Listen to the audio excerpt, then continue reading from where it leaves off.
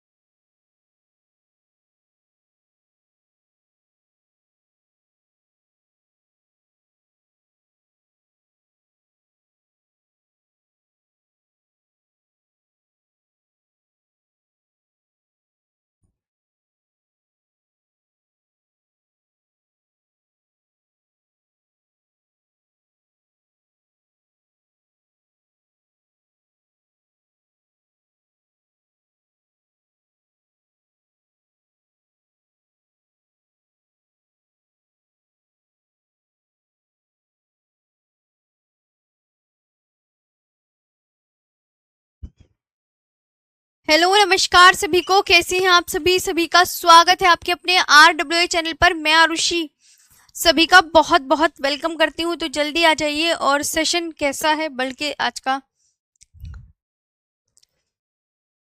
जी। स-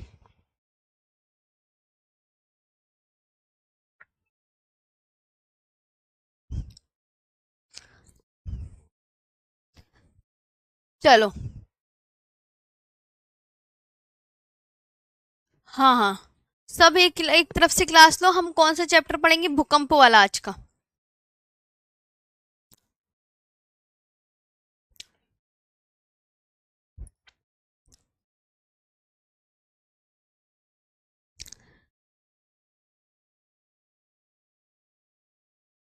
अरे आज ना पारुल मैम की तबीयत खराब हो गई थी, तो दिल्ली पुलिस वाले बैच में ना मैम की क्लास ली मैंने। 3 बजे से उनकी, 3 बजे से 3:30 बजे, वो 4:30 बजे तक थी। तो वो क्लास ली मैंने, तो उसमें आज ना मैंने बाल बनाए ना मुंह धोया, कुछ नहीं, बस ऐसी पढ़ाने आ गई।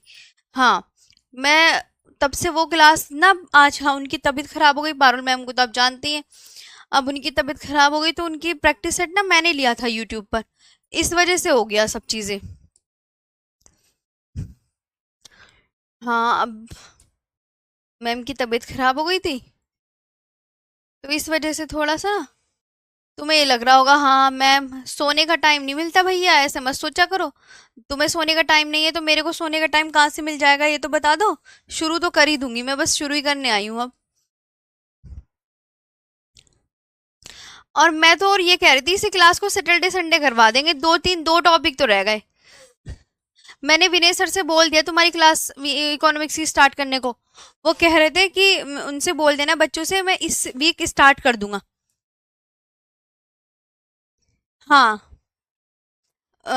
सैटरडे संडे ही बोला है वो विनय सर। ये ने को मैंने बोला था, तो विनय सर ये कहते हैं कि मैम बच्चों को बोल देना कि मैं इस वीक कभी भी स्टार्ट कर दूंगा, 2 दिन में, 3 दिन में या 4 दिन में। इतने तुम ना अपना पुराना रिवीजन कर लो, 2-3 दिन बाद इकोनॉमिक्स की क्लास स्टार्ट होने वाली है। और मैं आपकी सैटरडे संडे ही लूंगी क्लास। ये तो बस आज ले ली मैंने क्लास, क्योंकि विनय सर ने नहीं ली, तो इसलिए फिर मैंने सोचा लाओ मैं ही ले लूं। विनय सर ये कह रहे थे 2-3 दिन बाद स्टार्ट कर दूंगा, बच्चों से बोल देना। समझ आ गई ना इतनी चीजें? समझ लो। और मेरी क्लास सैटरडे संडे होगी, और इस संडे तो होगी नहीं।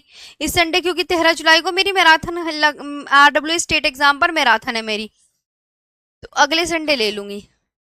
मैराथन भी होती है ना, तुम ये मत सोचा करो मैंने छुट्टी कर ली। छुट्टी के अलावा भी ना मैराथन वगैरह बहुत चलती हैं, तो उसमें टाइम चला जाता है सारा। दिक्कत यहाँ पे हो जाती है। हाँ, छुट्टी थोड़ी कर रही हूँ मैं तुम्हारी।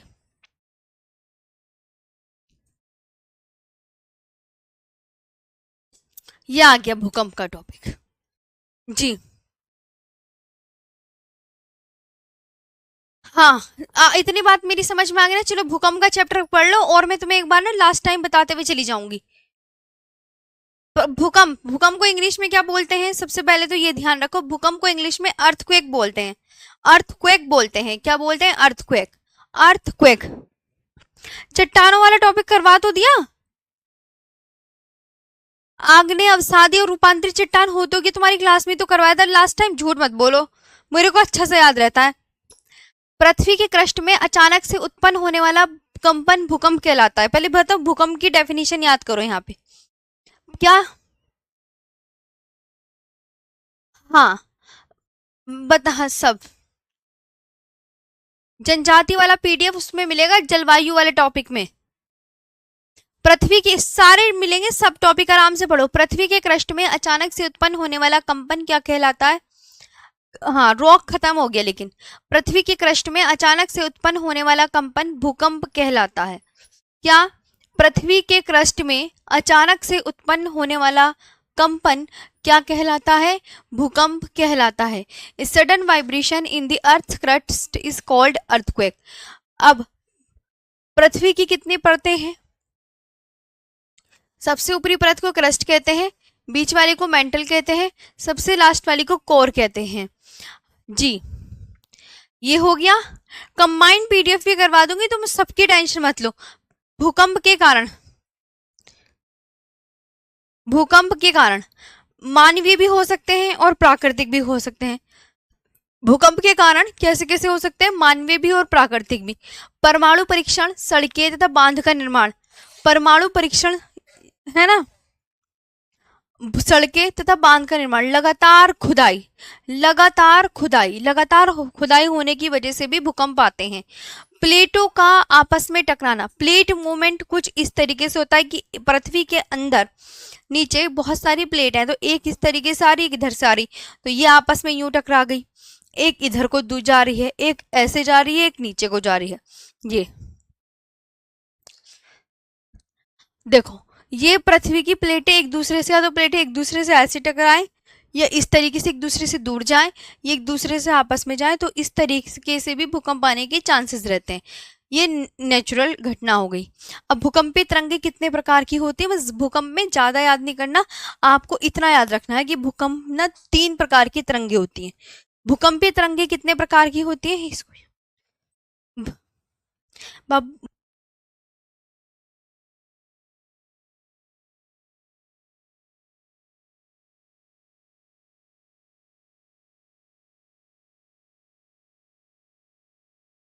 हाँ, रिक्त रुक तो जाओ मैम, लिखने दो। अरे मेरे प्यारे भाइयों, लिख लो, चलो लिख जाओ, लिखने तो दीजिए मैम प्लीज, लिख लो लिख लो। आप लिख लो, वैसे भी मैंने कह तो दिया कल ये क्लास हो भी सकती है, नहीं भी, क्योंकि मैंने बोल दिया है ये सैटरडे संडे होगी, बस 2 दिन ये क्लास होगी और आपके सब चैप्टर कंप्लीट हो जाएंगे। हाँ, उसमें मैं नदियां, झीलें, पर्वत, पहाड़ करा दूंगी एक क्लास में, एक क्लास और बचेगी बस आपकी। आराम से पढ़ लो, चलो कोई जल्दी नहीं है। जब आप कह रहे हो मैम लिखने दो, तो लिख ही लो आराम से, और क्या। विनय सर से बोला है मैंने बता दिया, तो विनय सर कहते हैं उनसे कह देना 2-4 दिन में ये बैच में स्टार्ट हो जाएगा। हाँ, हट जाऊं? लो, हट भी गई तो हट जाओ। तो विनय सर 2-4 दिन में पढ़ा देंगे आपको इकोनॉमिक्स। और मैं सैटरडे संडे, मैं कब लूंगी? सैटरडे संडे क्लास, क्योंकि सर को भी इकोनॉमिक्स कंप्लीट करानी है ना, इस वजह से। बोर्ड से हट जाओ मैम।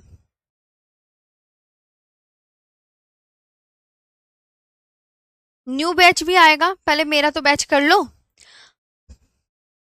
तो पृथ्वी के क्रस्ट में अचानक से उत्पन्न होने वाला कंपन,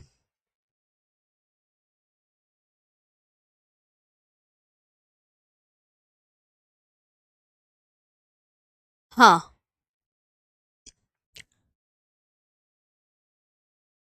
बस मेरी 2 क्लास होंगी, 2 बस, अब ज्यादा क्लास नहीं होगी। हम्म, यहाँ बाबू, यहाँ।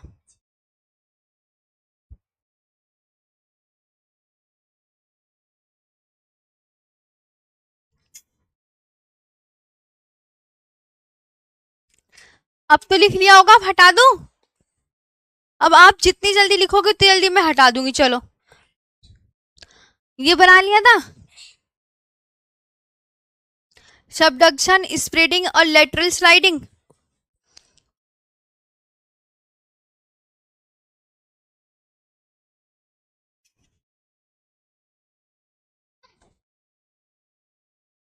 बस ये छोटा सा ही चैप्टर है, बस ज्यादा नहीं है, बस इतना ही चैप्टर है बस। इतना, इतना और इतना, बस ये 3 ही स्लाइड है इसकी भूकंप की, और नहीं है, सब हो गया। भूकंप ज्यादा बड़ा चैप्टर नहीं है। भूकंपी तरंगे कितने प्रकार की होती हैं? तो भूकंपी तरंगे 3 प्रकार की होती हैं। प्राथमिक तरंगे, द्वितीयक तरंगे और दीर्घावधि। आप इतने कर लो, मैं समझा भी रही हूँ साथ साथ में, और मैं सामने से भी हट गई हूँ, फिर आप कहोगे मैम सामने खड़ी हो गई हैं। तो भूकंपी तरंगे कितने प्रकार की होती है प्यारे दोस्त? तो भूकंपी तरंगे 3 प्रकार की होती हैं, प्राथमिक, द्वितीयक, दीर्घावधि। इसकी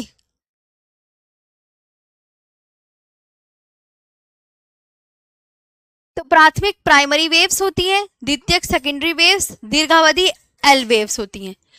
प्राथमिक तरंगों की गति कैसी होती है? याद रखना, इनकी गति सर्वाधिक, द्वितीयक तरंगों की गति p से कम, दीर्घावधि तरंगों की गति सबसे कम होती है। प्राथमिक तरंगे कैसी होती हैं? अनुदैर्घ्य होती हैं, और द्वितीयक तरंगे अनुप्रस्थ होती हैं, और दीर्घावधि तरंगे ये धरातल के ऊपरी हिस्सों में ही चलती है। अब ये आपको याद रखना है कि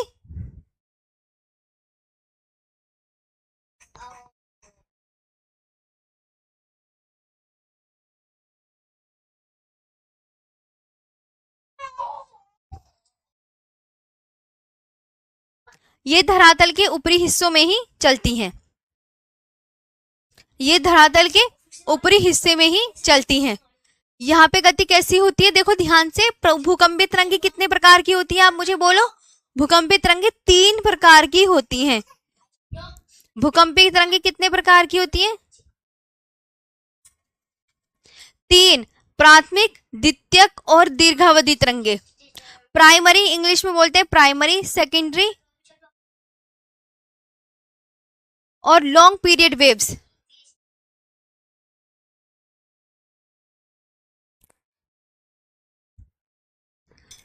पी वेव्स, एस वेव्स और एल वेव्स। यहाँ पे गति कैसी होती है? यहाँ गति सर्वाधिक होती है।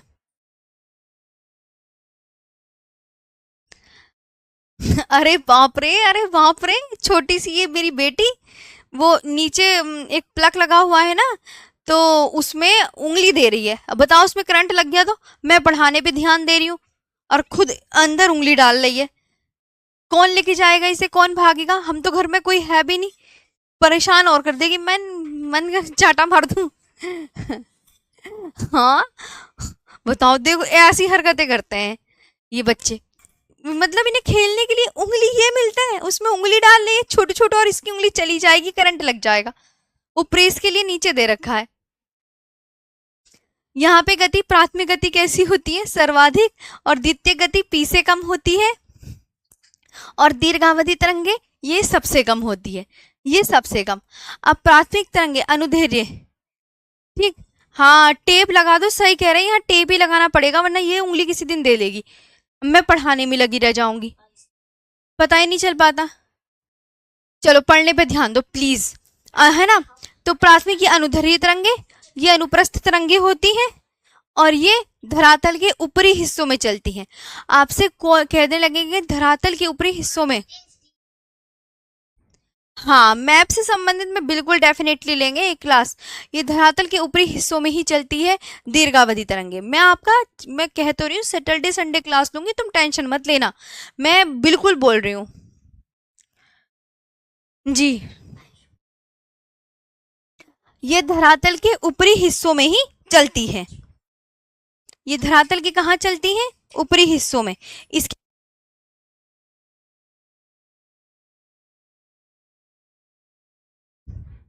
जी, ये धरातल के ऊपरी हिस्सों में, तो कौन सी धरातल के ऊपरी हिस्सों में, कौन सी धरातल के ऊपरी हिस्सों में चलती है? तो ये धरातल के ऊपरी हिस्सों में चलती है दीर्घावधि तरंगे। जी कहाँ चलती है दीर्घावधि तरंगे? ये धरातल के ऊपरी हिस्सों में चलती हैं जी। फैन,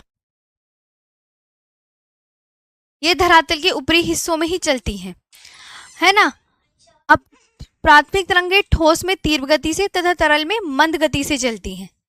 ये केवल ठोस में ही चलती हैं, ये याद रखना, ये ठोस में तीव्र गति से तथा तरल में मंद गति से चलती है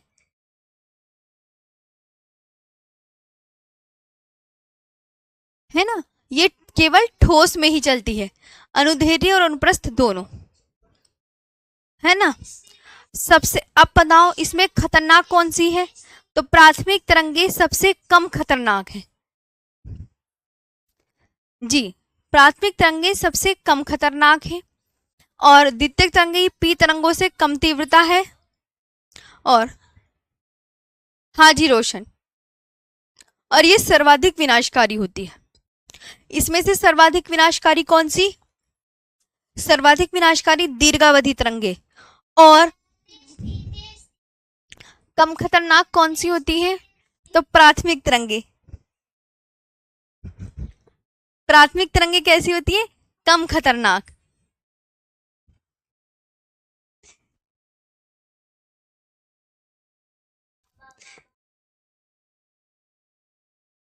ठीक है, हाँ,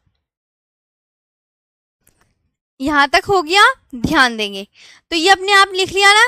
आगे चले नेक्स्ट स्लाइड पर।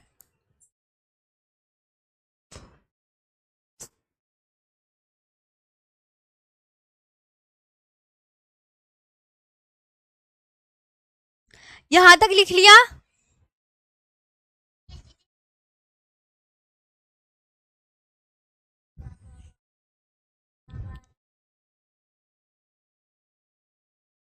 जी सावित्री बहन, लिख लिया ना सबने।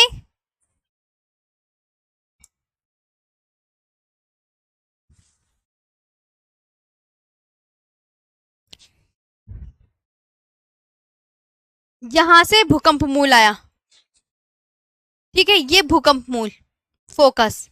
अब यहां भूकंप मूल से तरंगे उठी, और ये पृथ्वी, पृथ्वी पे जहां हमें भूकंपीय तरंगे क्या हुई सबसे पहले महसूस हुई, उसे एपिसेंटर में बोलते हैं, ठीक है। ये भूकंप मूल, अब यहां से भूकंपीय तरंगे उठी, और ये यूं करके चाहिए पृथ्वी, तो पृथ्वी पर जहां पर हमें सबसे पहले भूकंपीय तरंगे महसूस हुई उसे एपिसेंटर बोलते हैं। तो एपिसेंटर किसे कहते हैं, जिस स्थान पर भूकंपीय तरंगे क्या होती है सबसे पहले महसूस हुई हो, जिस स्थान पर सबसे पहले भूकंपीय तरंगे क्या हुई हो, महसूस हुई हो, जिस स्थान पर भूकंपीय तरंगे सबसे पहले महसूस हुई है, the place on the earth surface where the seismic waves reached first is called epicentre. और जिस स्थान से भूकंपीय तरंगों का उद्गम हो तो उसे भूकंप मूल। ये दो ही इंपॉर्टेंट क्वेश्चन बन सकते हैं आपके एग्जाम में, ये आप जरूर जरूर याद कर लीजिएगा, ये आप जरूर जरूर याद कर लीजिएगा।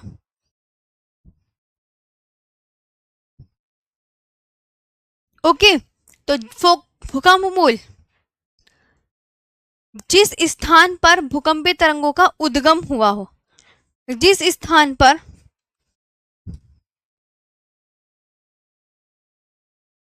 भूकंपीय तरंगों का उद्गम हुआ हो, the place in the earth crust from where seismic waves start moving is called focus. और जिस स्थान पर भूकंपीय तरंगे सबसे पहले महसूस की गई हो उसे क्या बोलते हैं, महसूस कर, तो आप क्या बोलोगे, एपीसेंटर।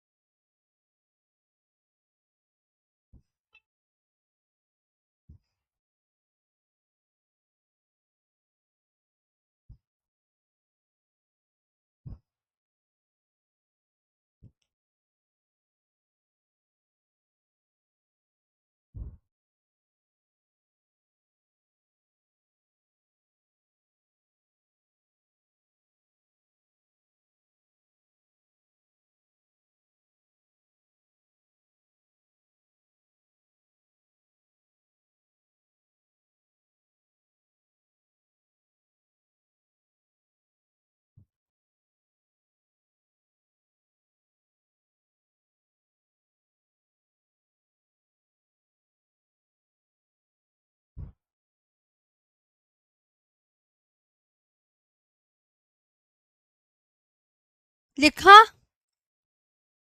जी। तो भूकंप मूल किसे कहते हैं? जिस स्थान से भूकंपी तरंगों का उद्गम हुआ हो। और एपिसेंटर, जिस स्थान पर भूकंपी तरंगे सबसे पहले महसूस हुई हो। एपिसेंटर, एपिसेंटर, एपिसेंटर में क्या होगा? भूकंपी तरंगे महसूस। एपिसेंटर याद 5 बार पढ़ो, एपिसेंटर में भूकंपी तरंगे महसूस होंगी। और भूकंप मूल, जिस स्थान पर भूकंपी तरंगों का उद्गम हो। फोकस, भूकंप मूल को फोकस बोलते हैं, एपिसेंटर को इंग्लिश में एपिसेंटर ही हो बोलते हैं। तो एपिसेंटर में भूकंपी तरंगे क्या होंगी? महसूस होंगी। और भूकंप मूल में जिस स्थान से भूकंपी तरंगों का क्या हुआ हो? उद्गम। जी। भूकंप का मापन किससे किया जाता है? वेरी इंपॉर्टेंट क्वेश्चन, देखो आपको मैं बता देती हूँ। एक तो ये इंपॉर्टेंट क्वेश्चन है,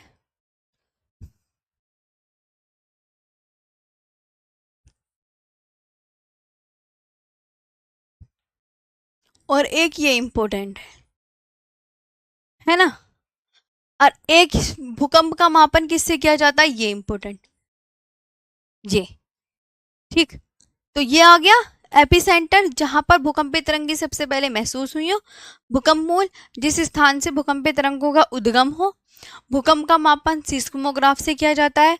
रिक्टर स्केल, मर्केली स्केल, रॉसीफेरल।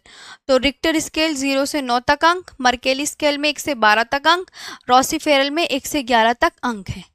हो गया, ये लिख लो, ये आप अपना आराम से कर लो। ये बताओ। तो 3-4 क्वेश्चन ही इसमें इंपॉर्टेंट है, भूकंप वाले चैप्टर में ज्यादा इंपॉर्टेंट नहीं है। समझ आया?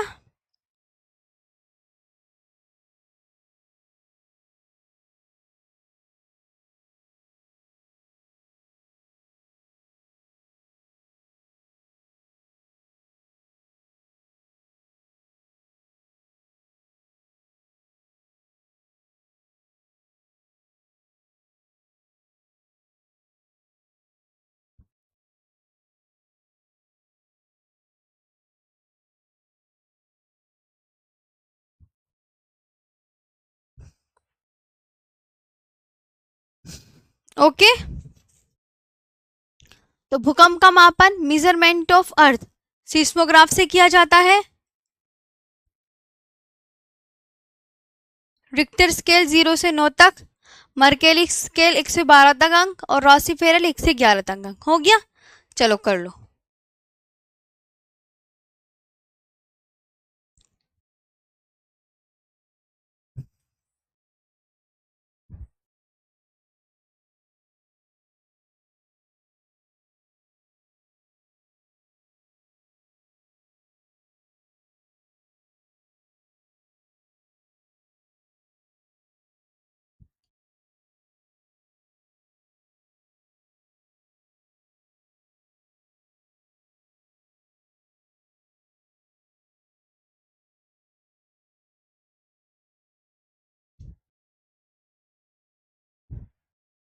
लिख लिया सबने?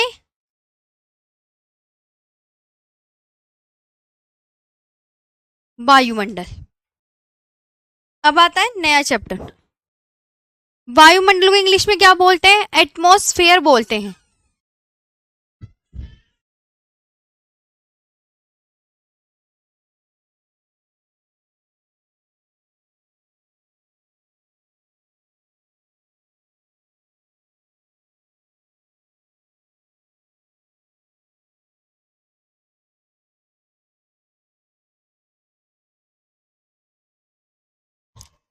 ऊपरी परत के अध्ययन को क्या कहते हैं? वायु विज्ञान। और निचली परत के अध्ययन को क्या कहते हैं? निचली परत के अध्ययन को क्या कहते हैं, जल्दी से बताओ।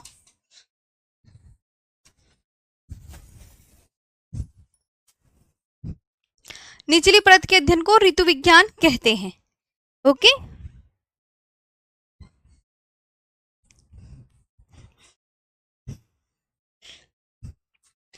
अब ये वायुमंडल वाला चैप्टर खत्म हो गया है।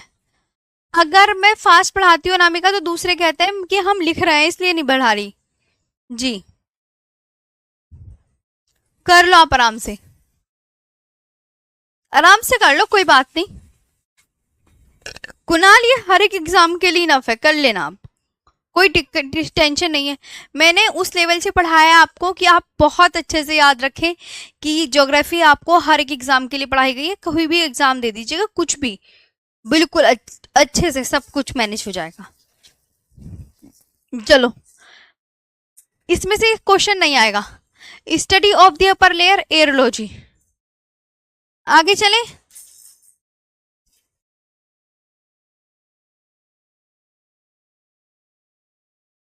कंबाइंड पीडीएफ तो डल जाएगी, जैसे ही कोर्स कंप्लीट होगा ना मैं तुरंत डलवा दूंगी। अब वेरी इंपॉर्टेंट, ये पृथ्वी है, पृथ्वी के ऊपर कौन कौन सी परतें, ये पूछा जाता है। तो शोभ मंडल, समताप मंडल, मध्य मंडल, आयन मंडल, बहिर्मंडल, ये आपको याद रखना है।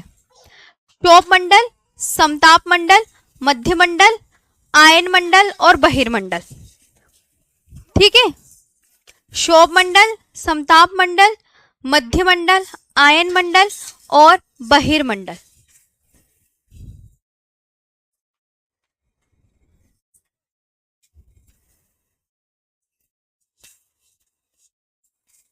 जी, तो शोभ मंडल है, समताप मंडल है, मध्य मंडल, आयन मंडल, बहिर्मंडल, ये परतें याद कर लेनी है।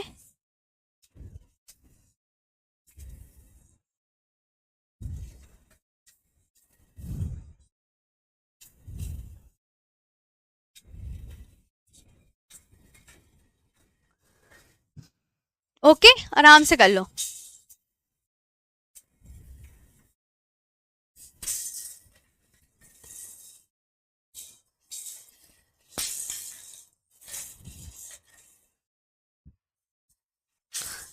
चलो जल्दी बताओ। हाँ जी कृषु, लिख लिया? जब लिख लोगे तभी तो आगे करूंगी, फिर आप कह दोगे मैम लिखा नहीं। तो पृथ्वी की कितनी परतें याद करो। सबसे निचली परत का क्या नाम है? शोभ मंडल। उससे ऊपरी परत को समताप मंडल, उससे ऊपर मध्य मंडल, उससे ऊपर आयन मंडल, उससे ऊपर बहिर्मंडल। एक बार नाम याद करो, शोभ मंडल, समताप मंडल, मध्य मंडल, आयन मंडल और बहिर्मंडल। शोभ मंडल, अब इसके बारे में इंग्लिश में, शोभ मंडल को इंग्लिश में क्या बोलते हैं? ट्रोपोस्फेयर बोलते हैं। ध्यान से सुनो, शोभ मंडल को इंग्लिश में क्या बोलते हैं? ट्रोपोस्फेयर बोलते हैं। और यह क्या है? वायुमंडल की सबसे ऊपरी परत है या सबसे निचली परत? यह वायुमंडल की सबसे ऊपरी परत है या सबसे निचली परत, ये बताओ। तो आप बोलोगे यह वायुमंडल की सबसे निचली परत है। यह वायुमंडल की क्या है? सबसे निचली परत है। और इसकी ऊंचाई सतह से लगभग 18 किलोमीटर है ना जी। इसकी ऊंचाई सतह से कितना है? लगभग 18 किलोमीटर तक है। जल्दी कर लो। इसमें क्या होती है? मौसमी गतिविधियां। मौसमी गतिविधियां जैसे बिजली का कड़कना, बादल, आंधी और वर्षा का बनना।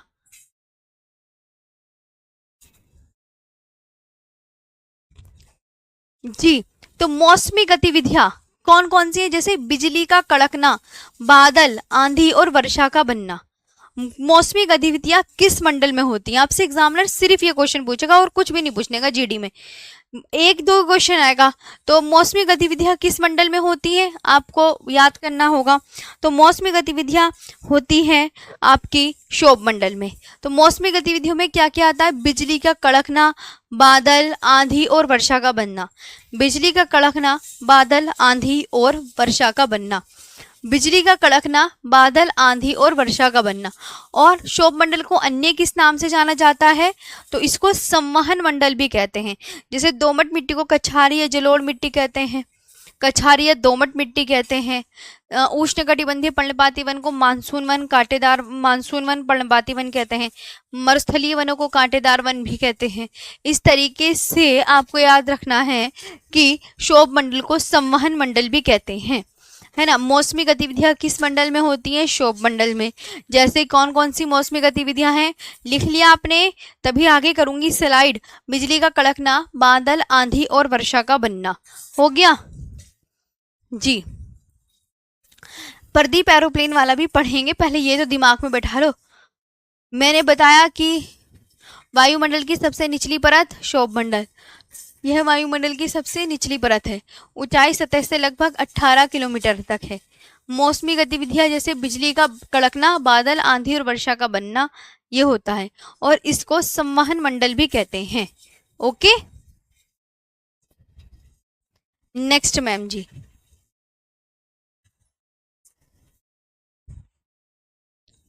समताप मंडल, समताप मंडल इसकी ऊंचाई 18 से 50 किलोमीटर है।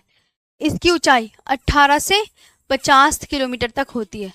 समताप मंडल की ऊंचाई कहाँ से कहाँ तक मिलेगी?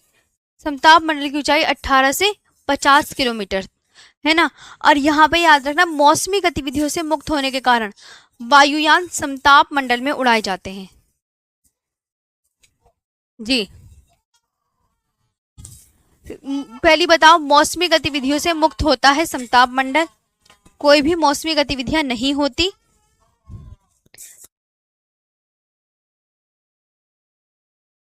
मौसमी गतिविधियों से मुक्त होने के कारण वायुयान समताप मंडल में उड़ाए जाते हैं। कहाँ उड़ाए जाते हैं? तो आपसे पूछा जाएगा वायुयान किस मंडल में उड़ाए जाते हैं, ये इंपॉर्टेंट है। तो वायुयान किस मंडल में उड़ाए जाते हैं? तो आप बोलोगे समताप मंडल में उड़ाए जाते हैं। फ्री फ्रॉम, नहीं अंशिका पांडे, जनजाति टॉपिक है। Free from seasonal activities airplane are flown in the stratosphere. जलवायु वाले टॉपिक में देखना या उद्योग वाले टॉपिक के नीचे देखना, सबसे उसमें है उद्योग, इनके नीचे देखना। ओजोन परत को क्या कहते हैं? समताप मंडल। ओजोन परत समताप मंडल में ही स्थित है। ओजोन परत की मोटाई नापने में किस इकाई का प्रयोग किया जाता है जी? ओजोन परत की मोटाई नापने में डॉप्सन इकाई का प्रयोग किया जाता है। एक ये लिख लो। अब ये लिख लो, जब मुझे हो जाए तो बता देना। समताप मंडल को इंग्लिश में क्या बोलते हैं ये बता दीजिए। तो समताप मंडल को इंग्लिश में याद करो सब। समताप मंडल को इंग्लिश में क्या कहते हैं? स्ट्रेटोस्फेयर बोलते हैं। क्या बोलते हैं? स्ट्रेटोस्फेयर। बोलो मेरे साथ, स्ट्रेटोस्फेयर।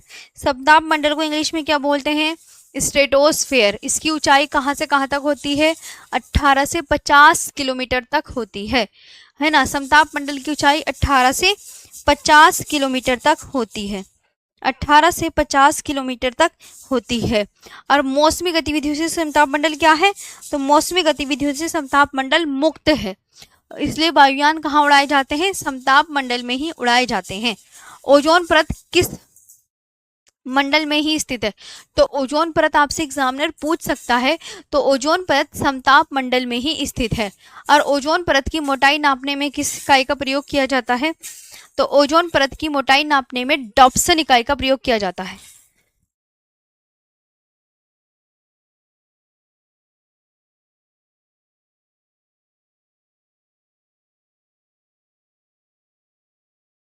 महाद्वीप वाला चैप्टर कब होगा? सैटरडे संडे होगा, वो भी करवाऊंगी मैं, वो नहीं छोड़ने की मैं, वो तो बहुत ज्यादा इंपॉर्टेंट है। उसकी नदियां, पर्वत, पहाड़, झील, महाद्वीपों के, वो तो जरूर करवाना है मेरे को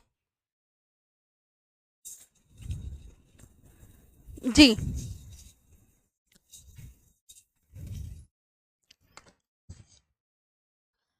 हो गए यहाँ तक? हाँ, समताप मंडल। अब आता है ओजोन परत सूर्य से आने वाली पराबैंगनी किरणों को क्या करते हैं? अवशोषित करती है। ओजोन परत क्या करती है? सूर्य से आने वाली पराबैंगनी किरणों को अवशोषित करती है। अब आता है मध्य मंडल। दीपांशु ठाकुर कह रहे हैं ट्राइब वाला चैप्टर। अभी रुको, मैं अपना ना वो खोल के बताती हूँ ऐप, उसमें मैं चेक करती हूँ। मध्य मंडल, इसका विस्तार 50 से 80 किलोमीटर तक। इसका विस्तार 50 से 80 किलोमीटर तक। यह वायुमंडल की क्या है? यह वायुमंडल की तीसरी परत है। मध्य मंडल क्या है? यह वायुमंडल की तीसरी परत है। अंतरिक्ष से आने वाले उल्कापिंड मध्य मंडल पर जलकर ही समाप्त हो जाते हैं।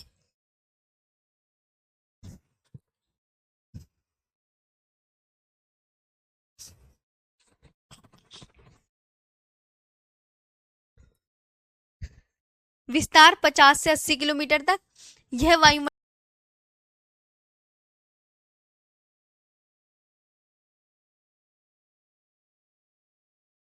एग्जामिनर ये पूछेगा आपसे पूरी, उसमें सबसे इंपॉर्टेंट क्या है कि अंतरिक्ष से आने वाले उल्कापिंड किस मंडल पर आकर ही जलकर समाप्त हो जाते हैं?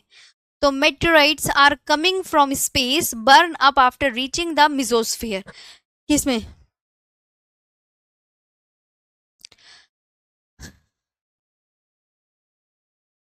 साहिल सिंह। ऐसे ही लग रहा होगा, अरे ये छोटू है ना, इसको पकड़ना पड़ता है ना। हाँ, तो अंतरिक्ष से आने वाले उल्कापिंड किस में जलकर समाप्त हो जाते हैं? मध्य मंडल पर जलकर ही समाप्त हो जाते हैं। जी, हो गया। अच्छा, मौ, ब- मौसमी गतिविधियां किस मंडल में होती हैं? सबसे पहला क्वेश्चन एग्जामिनर ये पूछ सकता है, तो आप बोलोगे क्षोभ मंडल में होती हैं। जैसे बिजली का कड़कना, आंधी तूफान, वर्षा का बनना, ये सब क्षोभ मंडल में होगा। समताप मंडल, वायुयान, क्योंकि मौसमी गतिविधियों से मुक्त है समताप मंडल, तो एरोप्लेन किस मंडल में उड़ाए जा रहे हैं? Most important question. तो समताप मंडल में उड़ाए जाते हैं। ओजोन परत किस मंडल में पाई जाती है? वेरी इंपॉर्टेंट, किस मंडल में पाई जाती है? समताप मंडल में। समताप मंडल में। और ओजोन परत को नापने की इकाई क्या है? डॉब्सन है।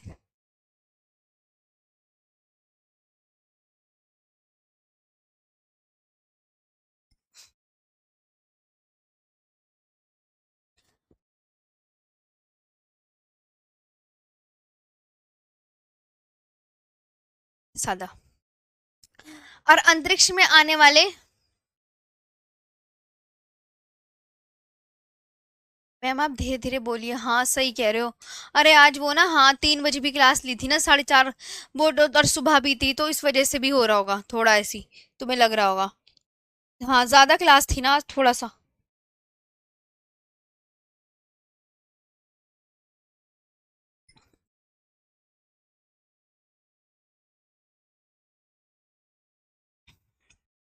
इसको है ना।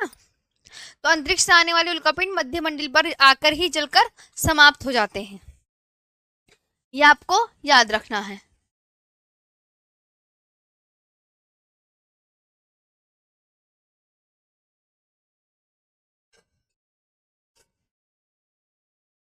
हाँ दीपांशु ठाकुर, ज्यादा क्वेश्चन नहीं आते हैं जीडी के एग्जाम में, इसलिए मैं, तुम परेशान मत हो ना ज्योग्राफी के लिए ज्यादा। एक क्वेश्चन ही आएगा। आयन मंडल जो मैं बता रही हूँ बस उन्हें फोकस करके याद कर लेना। पंकज सिंह, एक क्वेश्चन आएगा मेरे प्यारे भाई, मैं तो पढ़ा दूंगी। हाँ जी मनीषा। आयन मंडल लगभग 80 से 400 किलोमीटर, है ना। और यह परत रेडियो तरंगों को परावर्तित करती है। संचार उपग्रह इसी मंडल में स्थापित किए जाते हैं। संचार उपग्रह, अब संचार उपग्रह किस मंडल में स्थापित किए जाते हैं? इसी मंडल में स्थापित किए जाते हैं। यह सबसे ऊपरी परत है, बहिर्मंडल। ये हीलियम, आर्गन और हाइड्रोजन जैसी हल्की गैसों से बना है।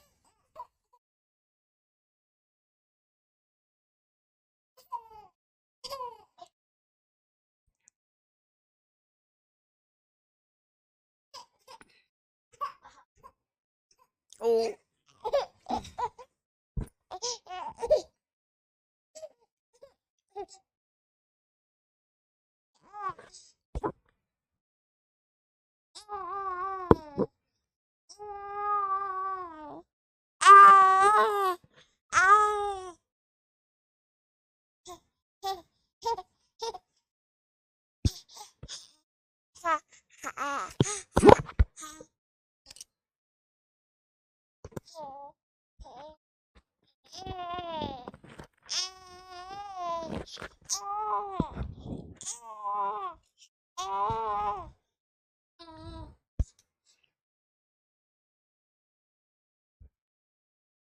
हो गया सबका? जी, आगे देखते हैं। बस ये इतना ही क्वेश्चन था आपका।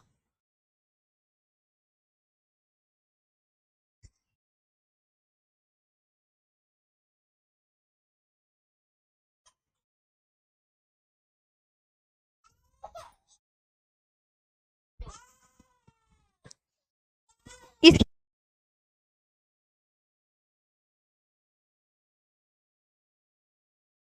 हो गया।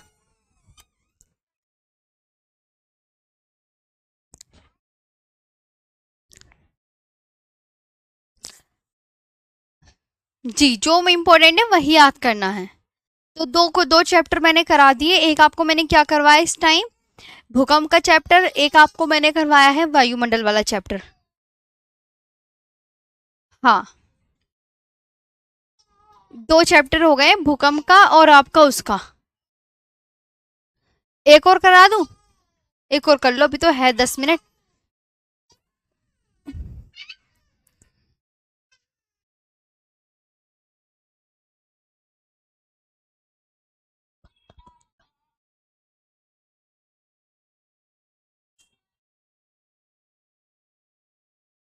हो गया?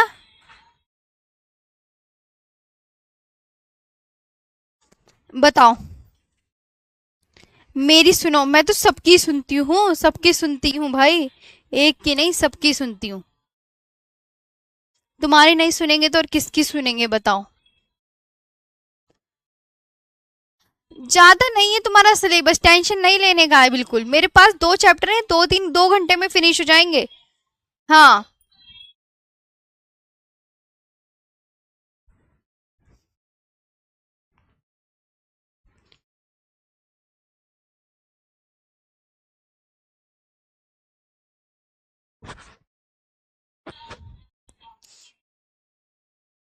एक छोटा सा चैप्टर कर लो चलो, बड़ा अच्छा है वो भी।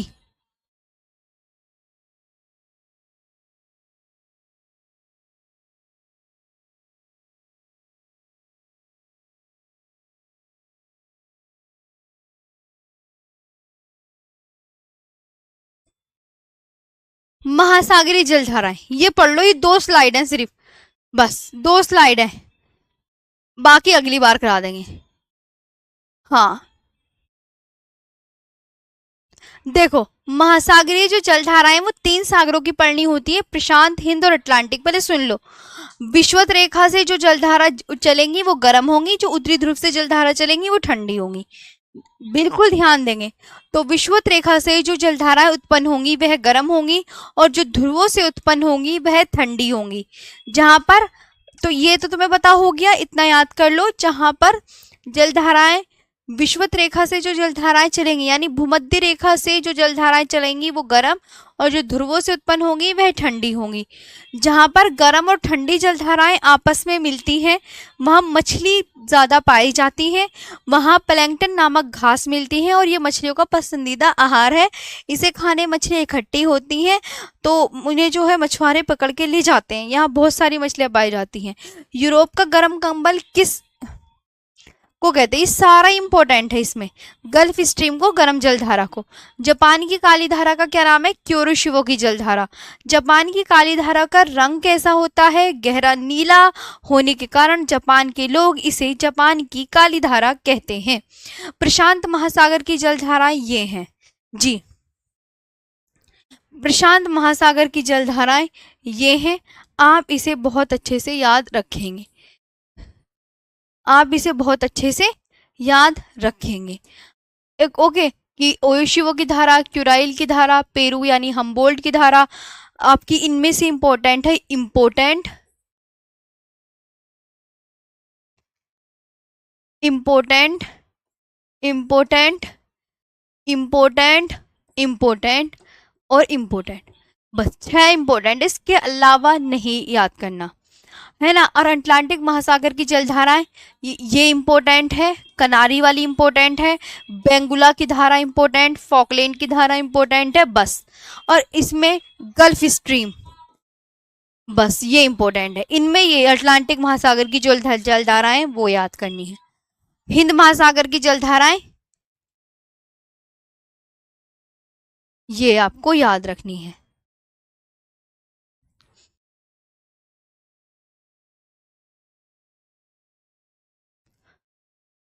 हिंद महासागर की जलधाराएं, पश्चिमी ऑस्ट्रेलिया, ये तो ये नहीं, इसमें इंपॉर्टेंट है सिर्फ इंपॉर्टेंट, इंपॉर्टेंट और इंपॉर्टेंट, बस और कोई इंपॉर्टेंट नहीं। तो ये भी आपकी कंप्लीट हो गई जलधाराएं। जलधाराएं भी आपकी कंप्लीट। 3 महासागरों की पढ़नी है, हिंद महासागर की जलधाराएं, अटलांटिक महासागर की जलधाराएं और प्रशांत महासागर की जलधाराएं। और ये कहानी पढ़नी है थोड़ी सी, और ये 5 स्लाइड का ये जो टॉपिक है ये फिनिश है ना। तो महासागरीय जलधाराएं, कोई कोई तो बहुत लंबा पढ़ाता है, मैंने देखो आपको शॉर्ट में ही सब बता दिया। तो महासागरीय जलधाराएं 3 महासागरों की पड़नी है, प्रशांत, है ना, हिंद और अटलांटिक। विषुवत रेखा की से जो जलधाराएं चलेंगी वो गर्म होंगी, जो ऊपर से आएंगी उत्तरी ध्रुव से जो जलधाराएं चलेंगी यानी ध्रुवों से जो जलधाराएं चलेंगी वो ठंडी होंगी। अब यहाँ पे विषुवत रेखा से जो जलधाराएं, क्योंकि विषुवत रेखा के आसपास का एरिया गर्म है, वहां पे सूर्य की किरणें बहुत ही लंबवत मतलब बिल्कुल स्पष्ट पड़ रही हैं, तो वहां पे गर्मी ज्यादा है। तो विषुवत रेखा से जो जलधाराएं उत्पन्न होंगी वह गर्म होंगी, और जो ध्रुवों से उत्पन्न होंगी वह ठंडी होगी।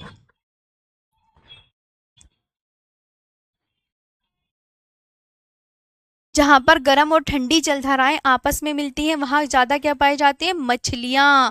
और मछलियां क्या खाती हैं, प्लैंकटन नामक घास। तो जहां गर्म और ठंडी जलधाराएं मिलती हैं वहां पे ना प्लैंकटन नामक घास बहुत सारी उगाती है, तो वो मछलियों का पसंदीदा आहार है, बस वो मछलियां खाने आ जाती हैं। यूरोप का गर्म कंबल गल्फ स्ट्रीम जलधारा को, जापान की काली धारा क्यूरिशियो की जलधारा, ये आपको याद करना है। अब बस, अब आप बताओ आज का सेशन कैसा लगा। और अब मैं मेरी बात सुनो, कल क्लास नहीं हुई ना, ध्यान रखना, तो सैटरडे संडे को होगी, क्योंकि अब ना मैंने विनय सर को कह दिया था कि सर आप क्लास ले लेना उस बैच में, कर्मा बैच में। तो सर कह रहे थे बच्चों से बोल देना 2-3 दिन बाद ले लूंगा मैं क्लास।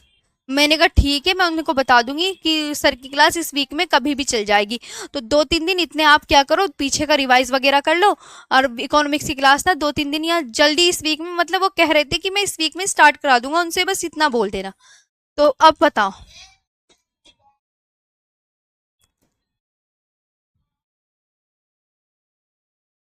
वायुमंडल वगैरह सब याद कर लेना। भूकंप पढ़ लेना अच्छे से।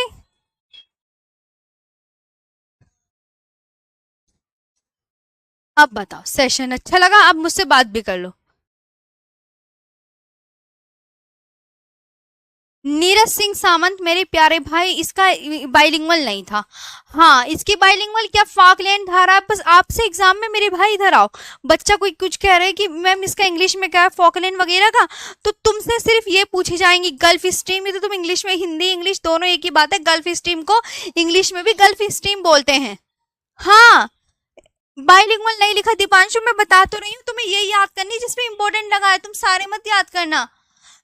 फॉकलैंड को फॉकलैंड ही बोलते हैं इंग्लिश में, बेंगुला को बेंगुला ही बोलते हैं इंग्लिश में, कनारी को कनारी ही बोलते हैं इंग्लिश में। और आप ये कह रहे हो कि मैम इंग्लिश में, तो डेफिनेटली आप चिंता मत करो, नेक्स्ट जो मैं क्लास लूंगी ना उसमें मैं बाइलिंगुअल करवा दूंगी, पक्का प्रॉमिस। चलो, मुझे याद दिला देना कि मैम महासागर की बाइलिंगुअल क्लास वो दे दो पीडीएफ, मैं उसको अपने टाइपिस्ट से टाइप करवा के बाइलिंगुअल करवा दूंगी। और कुछ है ना, बाइलिंगुअल टाइप करवा दूंगी, टेंशन मत लो। चलो आज के लिए इतना ही, थैंक यू। और क्लास ना मैं आपको बता रही हूँ कल हो भी कल हो नहीं होने की, विनय सर लेंगे अब 2-3 दिन बाद, इतना अपना पुराना रिवीजन कर लेना। मैं अपनी क्लास सैटरडे संडे लूंगी, क्योंकि अभी पूरे महाद्वीप रह गए हैं, उनकी जितनी भी नदियां पर्वत पहाड़ हैं वो और आपको करवाने हैं। एक बार प्यारी सी स्माइल कर दो, है ना, ध्यान रखना। सैटरडे संडे मिलेंगे, विनय सर लेंगे आपकी क्लास। Thank you.